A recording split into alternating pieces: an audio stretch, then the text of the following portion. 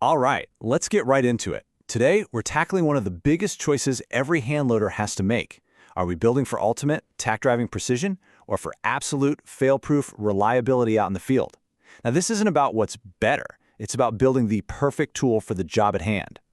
And to really get our heads around this, let's use a quick analogy. So on one side, you've got a Formula One car. It's a masterpiece of engineering, built for one thing and one thing only: insane speed and precision on a perfectly smooth, controlled track. Then on the other side, you have a Dakar Rally truck. This thing is built to be an absolute beast, unbelievably tough, super reliable, and designed to perform no matter how brutal the real world gets. And that, right there, is the perfect way to think about the two core philosophies in hand loading. One is a highly specialized tool for the racetrack, and the other is a tough-as-nails tool for the real world. Just keep that image in your head as we go through this. So how does that race car versus rally truck idea translate to our ammo? Well, the race car approach is all about one thing: extreme consistency. Its only job is to fly perfectly straight and punch the tiniest possible hole in a piece of paper, over and over again. But the rally truck, that's all about terminal performance and rock-solid reliability. It has to work every single time, no matter the conditions, and it has to do a very specific job when it gets to the target. Now, before we get any deeper, let's just quickly nail down a term you're going to hear a lot: MOA, which stands for minute of angle.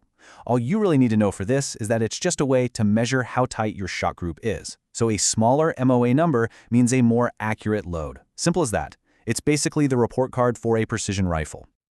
All right, first up, let's pop the hood on that Formula One race car of ammunition. This entire philosophy is about chasing absolute perfection and hunting down every single variable you can find, no matter how tiny it seems. And that chase for perfection? It starts right here, with the humble brass case. To a precision reloader, this isn't just a container for powder. No, it's the foundation. It's the chassis of the whole race car. So you see all these steps here? Every single one is designed to do just one thing: make every case as identical as humanly possible. You're sorting them by weight to make sure the internal volume is the same. You're uniforming the primer pockets and deburring the flash holes to make sure the powder ignites the exact same way every time. You're even turning the necks to ensure the bullet gets the same consistent send-off. It's all about, say it with me, eliminating variables. Okay, next up is sizing the case. Once it's been fired, you've got to reshape the brass. And for the precision shooter, this is just another chance to create a totally custom fit for their one specific rifle. This is just a perfect example of that race car mentality.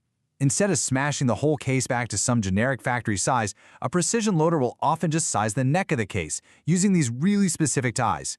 What that does is create this perfect hand-in-glove fit with their rifle's chamber. It's like having a custom-molded seat made for one driver in one specific F1 car. Now let's talk about the fuel, the powder charge.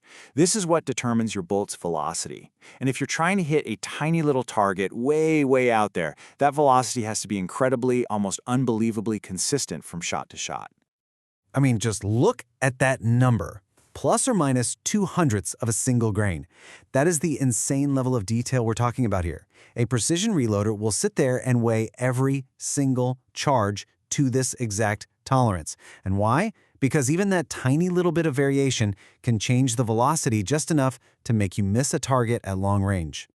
And that brings us to our second key term, SD, or standard deviation. This is basically a number that tells you how consistent your bullet's velocity is. So all that painstaking case prep and powder weighing, it has one goal: getting this SD number as low as you possibly can. A low single-digit SD, that's the holy grail for precision load. Okay, time to shift gears completely. We're leaving the clean, predictable racetrack behind, and we're headed out into the messy, unpredictable wilderness. It's time to build our Dakar rally truck. Ammo that's tough, dependable, and just plain effective in the real world.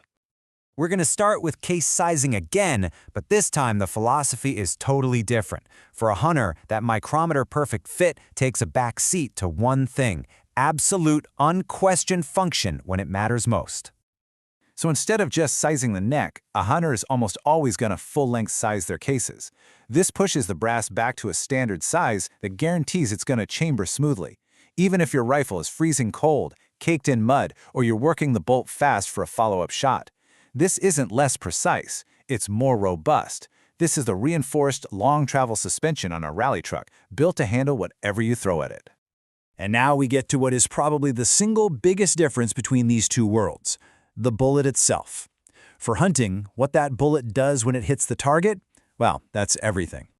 You see, a precision match bullet just has to fly straight. That's it, job done. A hunting bullet, though, it has a violent, really complex job to do. It's engineered to expand in a very specific way, to hold onto its weight so it penetrates deep, and to transfer energy for a quick, humane, and ethical harvest.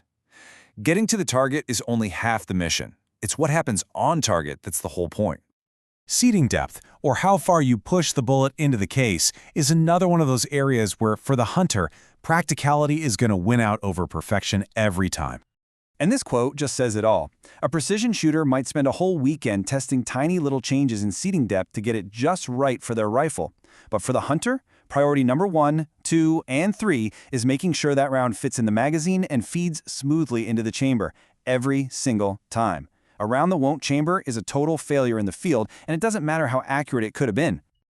All right, so we've looked at the race car, we've looked at the rally truck. Now let's park them side by side and really lock in these ideas.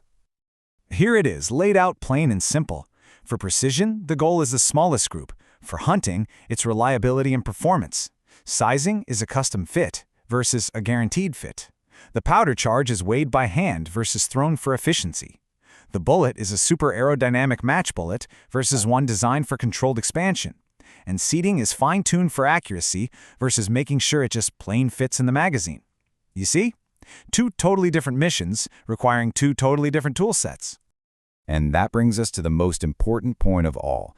It's not that one of these is better than the other. A Formula One car would be absolutely useless in the desert, and a rally truck would get left in the dust on a racetrack. It is all about matching the tool to the mission. So that really is the ultimate takeaway for any of us at the reloading bench. First, you have to be honest with yourself about what your mission is. Are you trying to punch tiny holes in paper from a zip code away? Or are you heading into the backcountry for that hunt of a lifetime?